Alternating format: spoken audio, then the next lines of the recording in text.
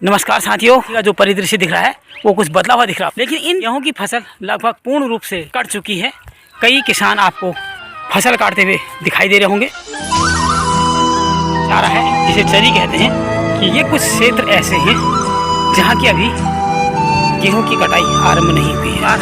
आम खाने की बहार होगी निश्चित रूप से। और ये तिमिल का पेड़ जो पहले 15-16 दिन मूल्यांकन कार्यों में, उसके पश्चात इलेक्शन ड्यूटी रिहर्सल में और उसके बाद चुनाव संपन्न कराने हेतु बाहर जाने के कारण लगभग 20-22 दिन के बाद आज विद्यालय आ रहा हूं। और विद्यालय आने पर देखता हूं कि ढेला का जो मंजर है वो काफ़ी बदला बदला नज़र आता है।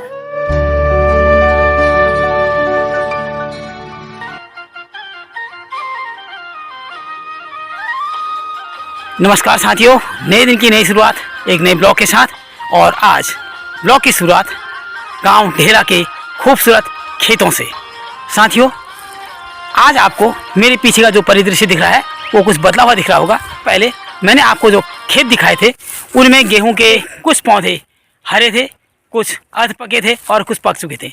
लेकिन इन दिनों में ढेला गांव में गेहूं की फसल लगभग पूर्ण रूप से कट चुकी है। पहले ये माना जाता था कि बैसाख मास के आरंभ में गेहूं की फसल काटी जाती है, लेकिन पिछले कई वर्षों में जलवायु परिवर्तनों के कारण गेहूं की फसल कुछ जल्दी तैयार हो जाती है और फसलों की कटाई भी पहले आरंभ हो जाती है।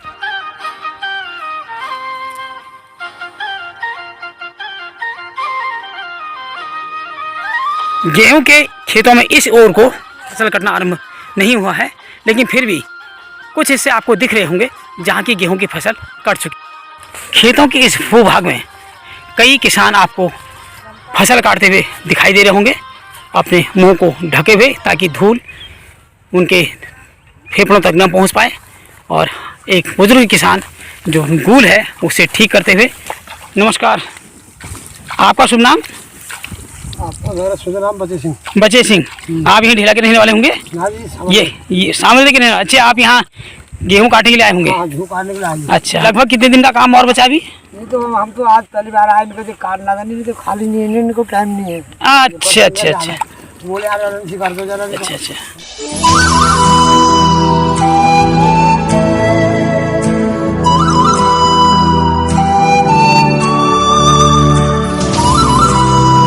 खेत जो आपको हरा भरा दिखाई दे रहा है ये पशुओं के लिए बोया जाने वाला चारा है जिसे चरी कहते हैं।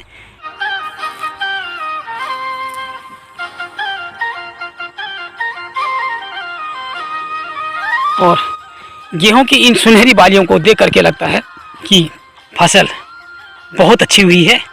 किसान की मेहनत फसल के दानों में हीरे मोती बन करके उभर रही है। एक कृषक महिला अपने गेहूं के खेत से गेहूं की फसल को काटते हुए।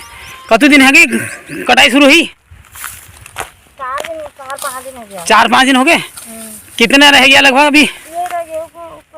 अच्छा, ऊपर तक रह गया। अच्छा। और फसल पानी कैसे रहे? गेहूं कैसे रही? बड़ी हरी ना।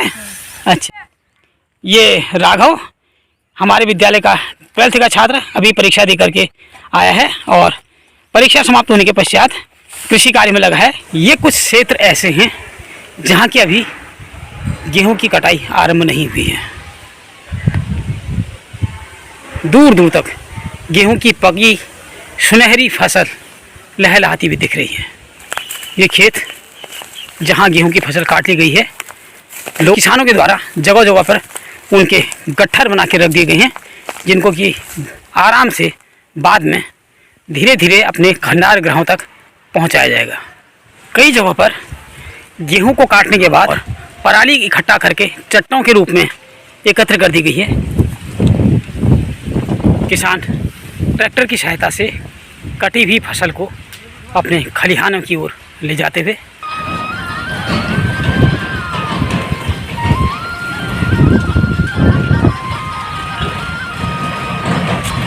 ट्रैक्टर में अपनी क्षमता के अनुसार फसल को भरने के लिए ट्रैक्टर आगे खेत में जा रहा है ताकि दूसरा जो चट्टा लगा हुआ है उसमें से भी फसल ट्रैक्टर में रखी जा सके।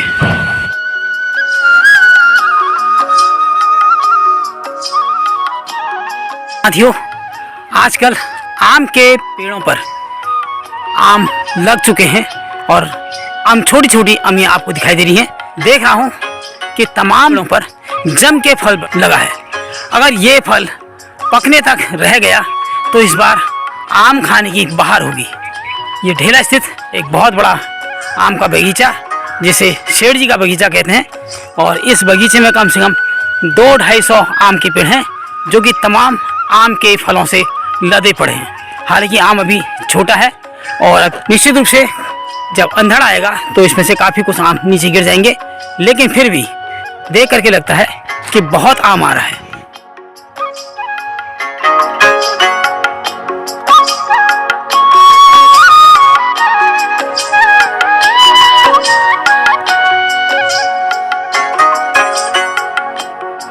और ये तिमिल का पेड़, जो कि तिमिल जिसे अंजीर के नाम से जाना जाता है, फलों से लदा हुआ।